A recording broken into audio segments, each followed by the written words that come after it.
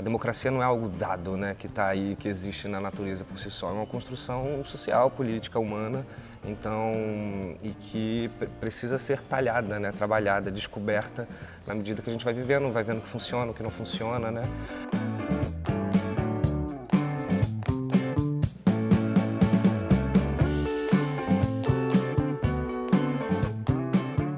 Olá, eu sou Bárbara Demerov. Eu sou o Diego Olivares. Eu sou o Johnny Massaro.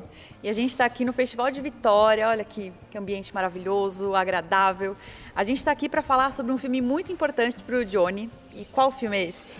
Os Sonhadores, de Bernardo Bertolucci. E por que esse filme é tão importante para você? Ai, por quê? Meu Deus, eu acho que eu encontrei esse filme num momento onde eu também estava me descobrindo em muitos lugares. Então acho que foi assim um match perfeito do momento que eu estava vivendo, do momento que eu assisti o filme, sabe? Pelos temas que abordam, né? Sexualidade é uma coisa que me interessa desde sempre, então o filme explora muito isso, né? E de uma forma muito ousada, né? Provocativa, então aquilo me levou para muitos lugares e também essa paixão pelo cinema, né? Que os três personagens comungam. Eu também me reconheci muito nisso, adorava as brincadeiras que eles faziam, do nada, toma aqui, que filme é esse, né? Então, achava isso muito interessante. Tentei importar essa brincadeira para a minha vida, mas acabou não funcionando muito. E também a maneira como o momento político que eles estavam vivendo, né? Maio de 68, e fazendo uma transferência para o que a gente está vivendo politicamente no Brasil na época que eu assisti o filme e tudo mais. E também um entendimento meu da importância da política, né, da dimensão política nas nossas vidas e, sobretudo, como bem mais jovem naquela época, né? Então, todos esses elementos, assim, sem falar que eu acabei ficando muito apaixonado pelo aquele trio, né? Tem uma coisa que me marcou muito também, é que em algum momento começaram a falar que eu era... você parece meio Luiz Garrel e tal. E aí aquilo ficou marcado, porque era um momento que eu estava também tentando entender quem eu era fisicamente, né? Construindo uma espécie de autoestima, né? Mas ao mesmo tempo muito desconjuntado, porque eu era jovem, então só tinha nariz, né? Aquelas coisas todas. E aí... perceber que aquilo também poderia ter uma leitura de beleza, de bonito, né? Foi importante para mim também. Só para a gente resumir, para de repente quem está vendo e ouvindo, a gente não viu o filme ainda, só para a gente tentar resumir um pouco da sinopse. Então é sobre um jovem estudante americano que se muda para Paris em maio de 68, como o Johnny falou, e aí conhece dois irmãos que são super cinéfilos e tal, eles estão super envolvidos nos cineclubes lá de Paris e tal. Tem até uma frase bem bonita que é tipo, do personagem principal, que ele fala que Paris é ótimo porque é o único lugar onde o cinema tem que ser exibido num museu, né? Quase num templo, assim. E só os franceses para inventar uma coisa dessas. E aí eles passam a se relacionar, formam meio que um triângulo amoroso entre esses três personagens, no meio de revoltas políticas, sociais que estavam acontecendo na época. Então eu queria que você voltasse, Johnny, para o Johnny de 2003, 2004, quando esse filme saiu. Quem era o Johnny naquela época? E você viu esse filme no cinema? Quem era o Johnny naquele momento? Você viu naquele momento que saiu ou você foi ver só depois? Infelizmente não vi no cinema. Eu vou te falar que eu nem lembro qual foi o ano que saiu, mas com certeza eu não vi no ano de lançamento, porque foi anterior, né? De 2003. Saiu em 2003. Saiu em 2003? Então, meu Deus do céu, quantos anos eu tinha em 2003? Já não lembro exatamente. Eu sei que, porque esse filme me marcou tanto que eu acabei de... O primeiro curta que eu dirigi e tal, que chamava Guimba, era muito inspirado nos Sonhadores. Exato, eu ia te perguntar isso, inclusive. Pois é, eu tinha 18 anos. Isso faz quanto? Não, eu tô com 32 agora. Você tem quase a minha idade. Você nasceu em 92, 91? Nasci em 92. Eu também, querido. Quantos anos tínhamos A gente tinha 11 anos. Então certamente não vim em 2003. Nem podia, né? A 2003 censura... eu estava vendo Chiquititas, imagina. Então, com certeza, eu vi, né, por volta dos 17, e aí vocês façam suas contas, porque com 18, isso eu tenho certeza, eu dirigi esse filme. Até porque me marcou muito que eu era mais novo do set, então... tipo, nossa! E aí me marcou muito essa idade.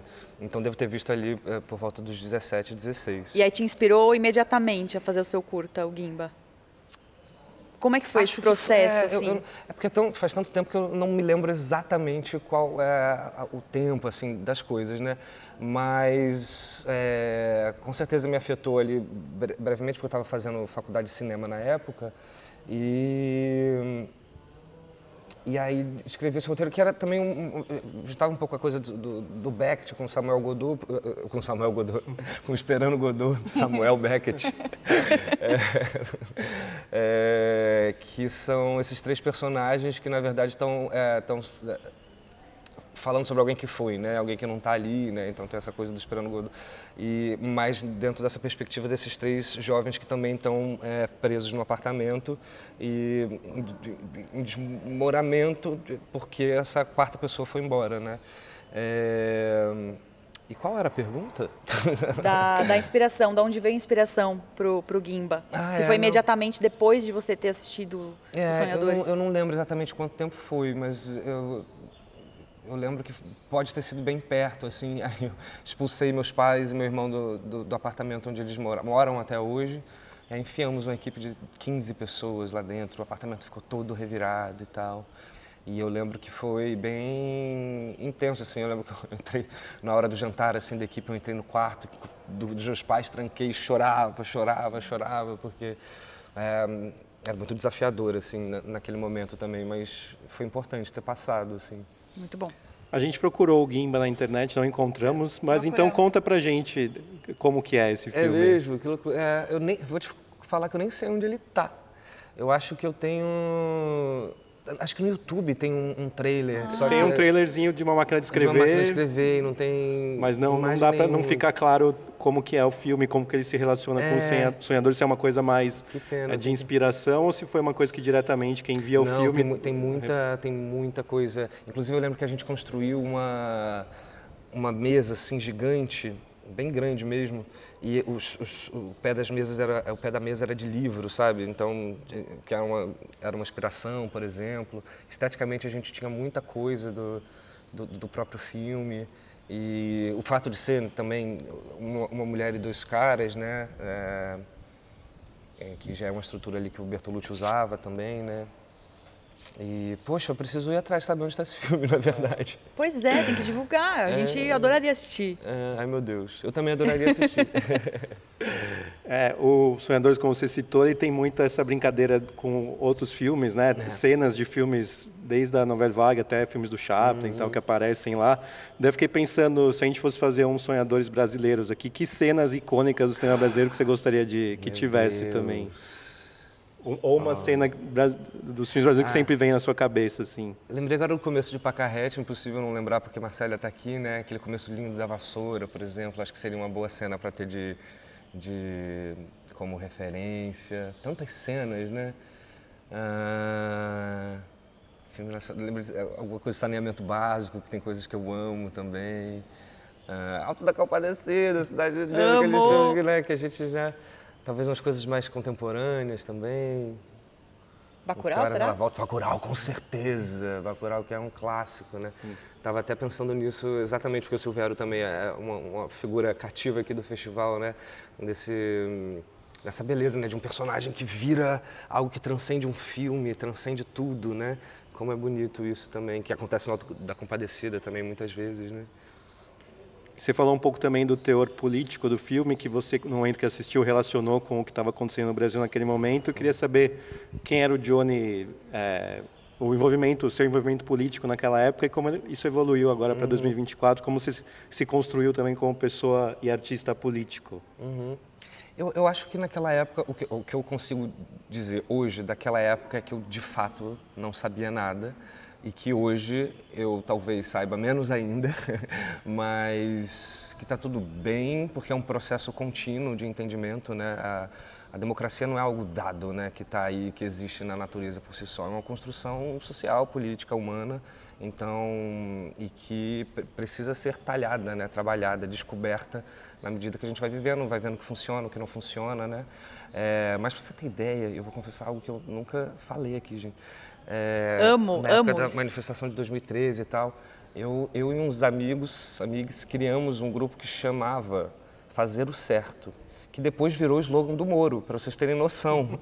Tipo, faço certo, alguma coisa assim. Porque nessa época, inclusive, era muito não entendimento, né? A gente ficava ali muito... E hoje em dia ainda a gente, né? As fake news, que na época nem tinha esse nome, né? De fake news. Então...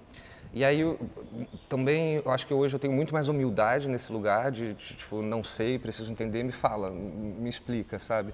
Obviamente, nesse processo de entendimento, a gente vai reunindo algumas informações e construindo uma outra opinião, né? Mas realmente, 2013 foi um ano muito confuso, eu diria. Muito confuso, muito. E eu acredito muito que... muito manipulado, assim, todo esse processo, exatamente sabe? Por isso que foi confuso. E junto com, né, Dilma, descoberta pré-sal, e a gente sabe que Estados Unidos e aquelas coisas. Não é só pelos 20 centavos, lembra? Sim. E... Então é isso. E aí eu acho que isso tudo encontra os sonhadores, né? Porque eles estão nesse momento também. E, de certa forma, né, a humanidade sempre precisa estar confirmando a necessidade de liberdade, de espaço de criação. E antes disso, né, coisas mais básicas, saúde, educação, e etc., segurança.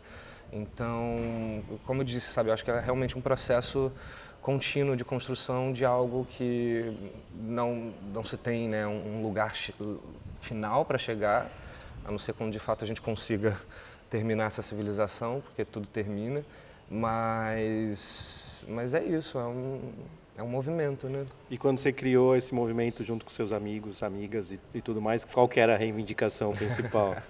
Uma das coisas principais, na verdade, e isso eu preciso encarar com alguma generosidade, era justamente entender. Porque a gente ia atrás das pessoas, pesquisava, conversava. A gente falou com Vereza, por exemplo, com pessoas mais que estavam em outro... que já tinham passado por alguns estágios de tudo aquilo. E então era mais também de tentar entender e também de tentar produzir algum conteúdo nesse sentido, sabe? De espalhar informação. Mas hoje, quando eu penso, eu falo, gente, que loucura, né? Porque realmente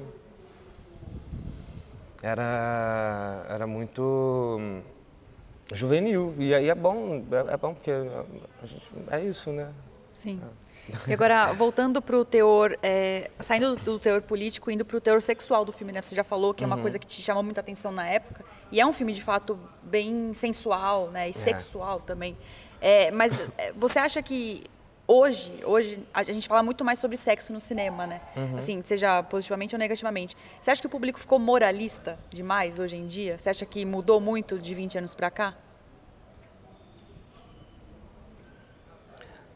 Acho que não necessariamente, assim.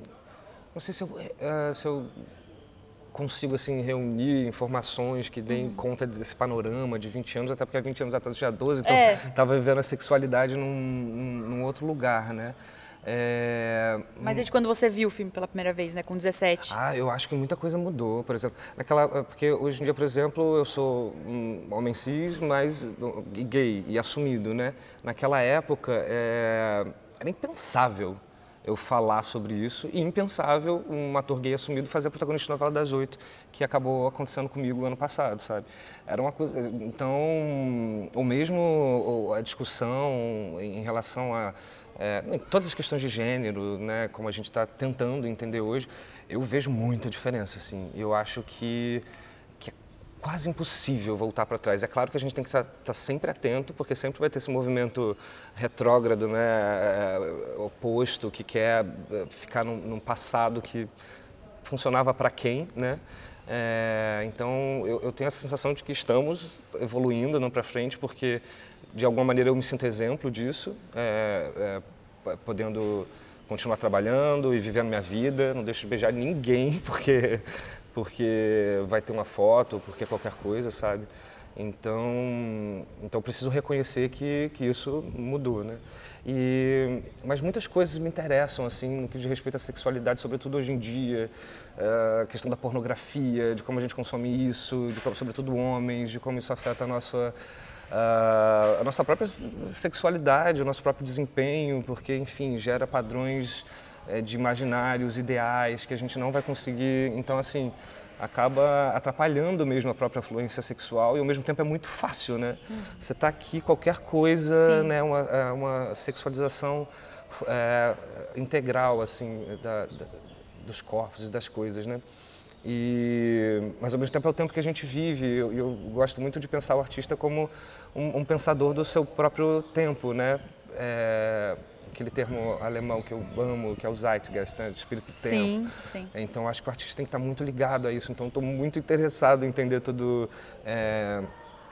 Chemsex, né? Essa coisa que está rolando também, que tipo das drogas, sexo aliado a drogas, e são drogas pesadíssimas que geram vício e acabam não deixando as pessoas terem as relações sexuais, elas acabam se encontrando para consumir a droga e acabam, então assim, tudo isso acontecendo e OnlyFans e tudo mais e sem nenhum julgamento de valor mesmo, sabe? Eu tenho muita vontade de pesquisar isso, sobretudo porque eu tenho um corpo, né? Então, e um corpo é um objeto sensual, né? Um objeto sexual. Então, eu fico muito interessado. E eu acho que os Sonhadores me instigam muito nesse lugar, sobretudo porque, né, são dois irmãos Exato. ali, né? Triangulando com esse estrangeiro.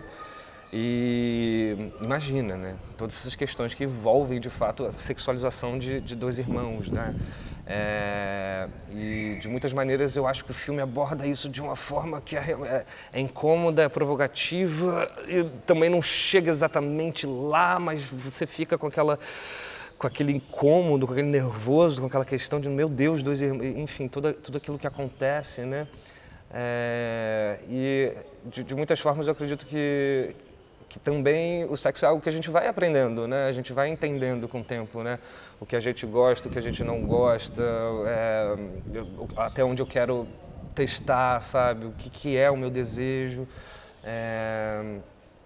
Então é isso. Legal. E uma curiosidade, não sei se você sabia que o Jake Gyllenhaal, ele negou, ele fez teste para ser o personagem americano e ele negou, sabe por quê? Perdemos a oportunidade de vê-lo pelado. Então, ele negou justamente por isso. Ah, que pena. Ele não queria fazer cena de nudez. Jake Gyllenhaal. Olha aí. Então, chora mundo. Agora a gente queria saber, Johnny, o que te faria recusar um papel? O que já me fez e continuaria fazendo negar papéis, assim, são histórias que abordem a violência de uma forma muito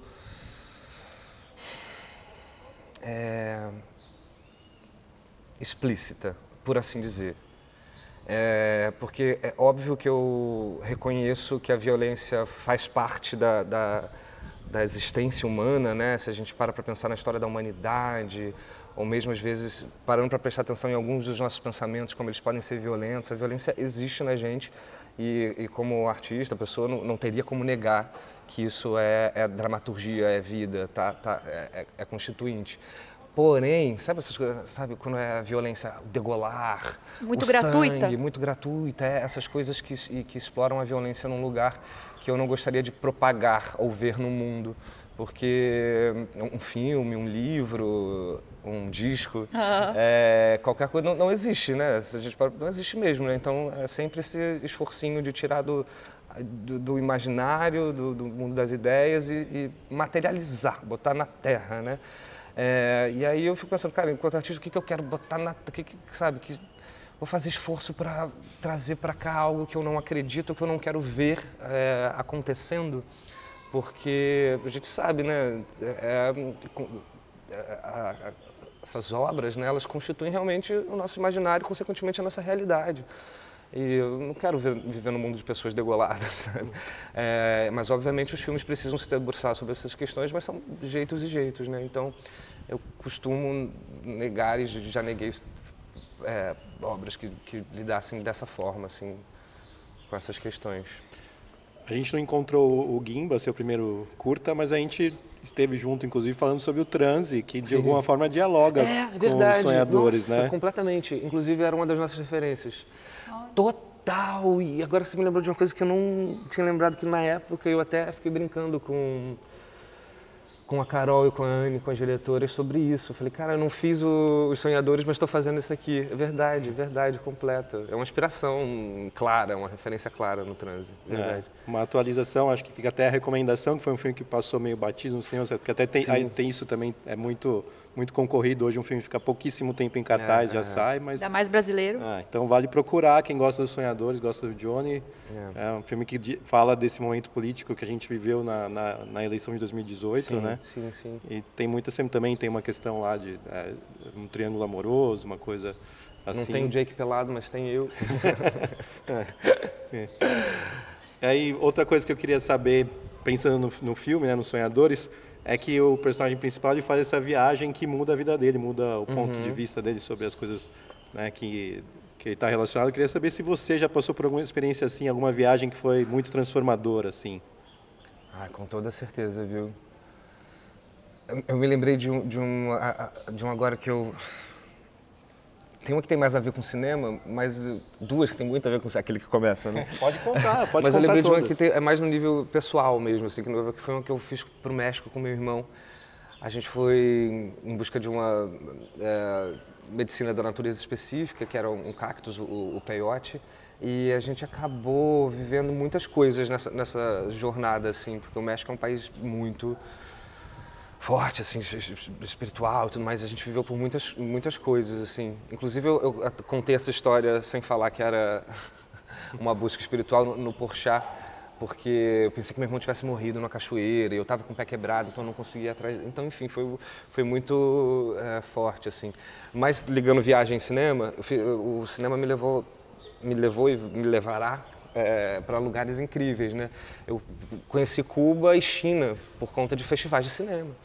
Então, assim, só para utilizar assim, esse nosso momento, acho que também eu sou viciado em festival de cinema justamente por isso, sabe? Porque, sabe, esse deslocamento da cidade, e aí você conhece um pouquinho do lugar, das pessoas, do que está sendo feito de cinema na cidade, né? Então, cada viagenzinha que eu faço de festival também me transforma muito, assim, muito. Esse, então, que eu já vi 20 vezes, é maravilhoso. Festival de Vitória é uma delícia, né? Eu estava até falando que venho tanto tempo e não conheço a praia que tem aqui do lado, né? Pretendo conhecer. E falando no Festival de Vitória, né? O pessoal que vai assistir esse vídeo agora já vai ter acabado o festival, mas você está aqui para dar uma masterclass, né? Para você não falar... Não chamo de masterclass, porque esse nome... Uma oficina. Sei lá, um bate-papo. Um encontro. Mas eu queria entender, assim, como você se sente nesse lugar de falar para pessoas que se interessam pelo seu trabalho. Como é estar nesse papel, assim, de falar sobre o seu trabalho, né? A sua função. É engraçado, eu estava pensando sobre isso, assim, porque eu tenho constantemente a sensação de que estou começando, sabe? Quando eu vou começar, eu sempre me pergunto, cara, como é que faz isso mesmo? Como é que começa? Então, assim, e aí é tão louco estar com a gente, entender, reconhecer as nossas seguranças, as nossas vulnerabilidades, etc. E falar, caramba, então, se eu tenho tudo isso, como é que eu vou falar, né? O que eu vou falar, né? Quem sou eu para falar, para dar uma masterclass, né? Mas ao mesmo tempo eu falo, não, peraí, existe uma trajetória, existe algumas experiências e existe poder falar sobre isso e poder ouvir também, não só sobre como bate as experiências que eu tive, mas as experiências que as pessoas tiveram. Então eu estou tendo essa feliz oportunidade. Eu acabei de dar uma oficina também lá em Campo Grande e agora essa, então eu acho que é sempre a oportunidade de elaborar conjuntamente, sabe? De ouvir o que as pessoas estão pensando, falando, vivendo e trocar, porque eu não sou professor, né? Tipo, não tenho essa formação, então eu sempre encaro como, cara, vou aprender junto, sabe? Trocar mesmo e ver qual é. Acho uma ótima mentalidade essa, porque é isso, a gente está começando, né? Não, e as pessoas mais fodas que eu conheço, que eu já trabalhei, elas são maravilhosamente, incrivelmente as mais inseguras. É muito louco, assim, sabe? Não vou citar nomes, mas, assim, as pessoas mais incríveis, você vê ali elas, assim, sabe? Sempre. Às vezes um certo nível de insegurança é bom, né? Te mantém sempre querendo melhorar. Porque sempre... Eu gosto muito de pensar também... Desculpa. Imagina. Eu tenho de pensar nessa dimensão eternamente inédita da vida, porque por mais que a gente repita, falando até do trabalho de ator, né? Tipo, ensaio, nananã, a mesma coisa, teatro. Nunca vai ser a mesma coisa. Qualquer situação que a gente vai, se a gente for dar essa entrevista com o mesmo tema, daqui a 5 minutos, ou amanhã, jamais será a mesma coisa. Essas células em constante renovação, tudo. Então, é sempre inédito, né? A vida é sempre inédita. Por mais que a gente passe pelas mesmas situações, não tem como ser igual. Então, nem sei porque eu estou falando isso, mas tinha alguma coisa a ver com o que você estava falando. Maravilhoso. Enfim, gente. Enfim, mas olha, é isso então. Não, que ainda quero fazer, Você quer fazer uma pergunta? mais 2 perguntas antes da gente terminar, que é aproveitar o Johnny aqui, enquanto ele não vai no nosso... A gente não, que eu ia falar... Não consegue armar a visita dele. É a segunda vez do Johnny aqui num Livro Disso com Vocês sabem Filme. que eu fiquei, depois daquela nossa primeira entrevista, continuamente pensando, né, nos filmes, dos livros, dos discos da minha vida. Eu amo esse vídeo, assim, de que você falando, não vou conseguir pensar em mais nada. Eu sou viciada nesse vídeo.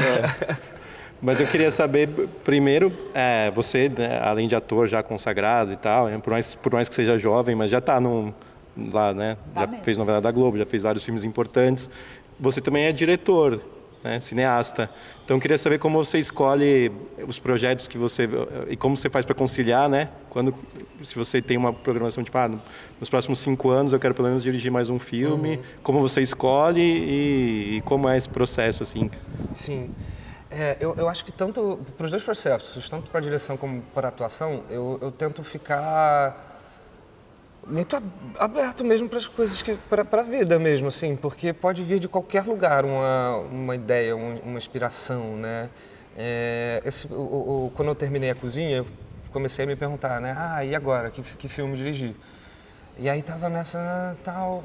E aí fui ver não consegui dormir, fui ver o Divinas Divas da... Nossa, eu sou apaixonada por esse documentário. Bom, né? Leandra Leal. Da Leandra e tal, que eu não tinha visto. 4 horas da manhã vendo aquilo, já começou a nascer, e aí surgiu uma história ali que, cara, é isso aqui que eu quero contar agora, né? Tipo, e às vezes é uma notícia de jornal, um pensamento que passa, que você fala, poxa, eu vou plantar essa sementinha. Então é meio isso, não sei exatamente dizer essa coisa que faz, sabe, que dá, engata, né? Mas tem alguma coisa que você sente, assim, e você fala, acho que é por aqui. E aí eu amo a metáfora do plantio para a vida, né? Tipo, no sentido de que realmente me parece que é muito isso, né? Solo, a gente vai plantando uma coisa ou outra. Aí tem o tempo dos ciclos, da natureza mesmo, das coisas, né? Talvez uma semente nasça, talvez não. Aí talvez a semente que você pensou que ia dar uma árvore X, da árvore Y. E aí se dá, você vai ter que cuidar, vai ter que regar, vai ter que... Isso é para qualquer situação da vida, né? E aí no que diz respeito a tanto a atuação como direção, acho que é isso. Tem coisas acontecendo em momentos muito distintos, coisas que eu nem sei ainda o que vai ser, mas que está lá. Então, eu confio muito de novo, assim, no tempo das coisas. Elas vão se organizando, o que dá para fazer é porque era para fazer, o que não der, não era, sabe? E para ator, sobretudo, tem muito isso, né? A gente vai fazer um teste, ou, não, estamos aqui testando 5 atores, e aí você vai, pô, e aí não é você, é um colega, aí você fala, cara, beijo, não era para ser meu, vai lá com tudo, porque se fosse para ser eu, seria eu, sabe? E não tem porque eu ficar tipo, não, sabe? Aí eu confio muito nesses processos também, né? Que lindo isso, é muito importante, né, ter essa maturidade, exige Não muita é maturidade. assim não, mas assim, claro... Na teoria é lindo ouvir falar. Mas é isso, a gente precisa, tem essa elaboração e tem o trabalhinho de ir colocando fazer, na prática, né? Porque às vezes a cabeça vai para cá e você fala, não é... E aí a gente tem que fazer esse constante exercício, o tal orar e vigiar, né? Porque tem que estar... E daí eu conecto com a conversa que a gente estava tendo aqui antes de começar a gravar, que é da sua tatuagem escrito calma, né? Calma é uma coisa que tem que ter, né? Principalmente para respeitar esse tempo, que às vezes é menos rápido do que a gente gostaria, né? Sim, exatamente. Total, ter essa calma. Mas, então, para encerrar aqui da minha parte, pelo menos, já que a gente está falando de sonhadores, queria saber qual que é o seu sonho, Johnny? Aquilo que você conquistou. Tinha pensado nisso, inclusive. E eu juro que eu pensei nessa pergunta também, Johnny. Então você tinha que responder. Vocês sabem que eu tenho meu tempo de elaboração, né? Qual é o meu sonho? Não precisa ser o sonho, aquele sonho, mas alguns sonhos assim que você ainda quer realizar ou que você quer ver sendo realizados num patamar assim, não só seu, mas quanto sociedade mesmo? Eu tenho... eu acho que... Não sei, difícil isso, porque... sabe a tal coisa de uma casinha no campo e tal? Eu ia falar, uma casa em Vitória? Não sei, não vou limitar ainda. Mas não é nem sobre isso. É porque o que essa imagem... Eu acho que eu gostaria de ter calma mesmo, sabe? Um futuro com calma. E aí, pensando que não dá para ter calma sozinho, né? Precisa ter um ambiente que proporcione isso. Eu preciso saber me proporcionar isso também quando necessário. Mas, obviamente, na torcida para que a gente consiga construir mesmo uma sociedade calma, sabe? Porque... Cara, passa, né? Isso aqui é muito... Cada vez mais eu vejo que é muito feito para acabar, né? Porque o tempo vai passando, você vai vendo, realmente, isso vai acabar mesmo, né? Ou situações que você vai vendo as pessoas partindo e etc. E essa grande beleza de, tipo, beleza, vai acabar, então o que fazer? Então, ter essa calma de estar aqui, né? De poder continuar plantando, colhendo e sei lá. Viver o hoje, né? O presente. Mas meu sonho, eu vou trazer um sonho mais agora, que é tomar um banho naquele mar ali, que é trazer mais para agora, mais possível, né? Um sonhinho de cada vez a gente chega lá. E acho que o meu sonho é dar um mergulho. Boa. Nesse dia maravilhoso que você está fazendo, você vai fazer isso agora, então. Bom, Johnny, então... Mostra aquele mar ali. Nossa, por favor. Só para vocês entenderem o que eu tô falando. Vocês não estão entendendo. Vou depois fazer sabe? Só pra... É maravilhoso essa vista que a gente está tendo. E obrigada mesmo por essa conversa. Muitas coisas muito bonitas você disse que vão ficar na nossa cabeça, né? Com certeza. Com certeza. E a gente renova o convite para assim que possível a gente fazer lá no estúdio com o livro, disco e filme. E agora tem que pensar em outro filme, né? Porque já gastou Sonhadores hoje. Já gastou total. Mas enfim. Total. Com certeza. Aí, como você falou, se a gente tiver essa conversa daqui uma semana, vai ser outra conversa, outros filmes, outros livros, outros discos. Obrigadão, Johnny. Obrigada, gente. Até a próxima. Um livro, um disco, um filme é uma criação de Diego Olivares. A direção de conteúdo é minha, junto com a Bárbara Demerov. A Priscila Penha cuida da nossa comunicação e marketing digital. A Lívia Colino é quem faz a identidade visual de cada formato e as nossas artes. O Leandro Demerov cuidou da finalização em vídeo desse episódio e do motion. Essas gravações em Vitória contaram com a captação da dupla José Lacerda Lima e Robson Vieira, além da parceria especial da Palavra Assessoria na produção da Júlia Moura. Se você ouviu até aqui, deixa seu like e não esquece de seguir a gente em todas as redes. Em nome de todo o time do LDF, eu agradeço e te espero no próximo episódio. Um abraço!